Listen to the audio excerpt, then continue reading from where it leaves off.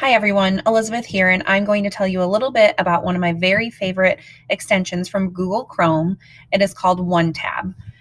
OneTab is an extension that will take all of your tabs and reduce them all into just one tab with a list of all of the websites you are at.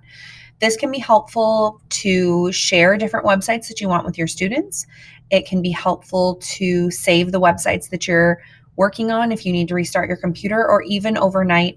And lastly, even to export them and share them with a home account if you would like to continue working but in another account. So let me show you how you can get one tab on your computer. If you open up a new tab and go to the Google Chrome store,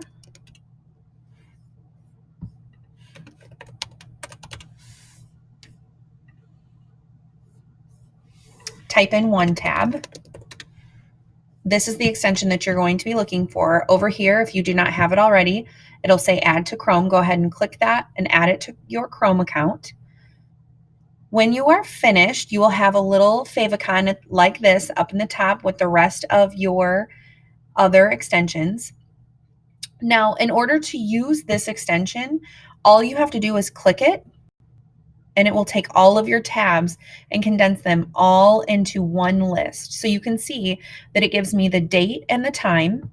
And then I also have some other options. So I can restore all of them. By clicking restore all, they will all pop right back up and come up into my browser.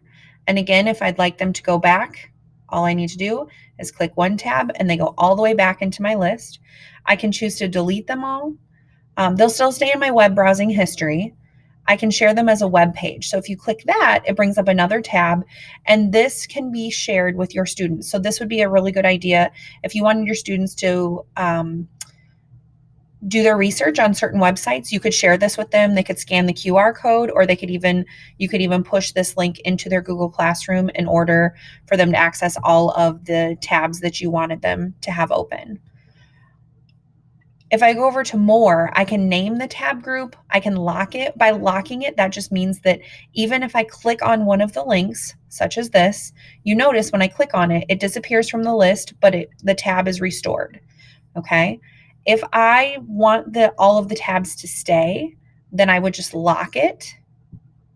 You can notice that there's a little lock that shows up. And then when I click it, the tab still shows up, but it also still stays on my list. If I'd like to star the group, that means it would always stay at the top of my list and the rest of them would just generate below. And obviously I can continue to unlock or unstar at any time as well.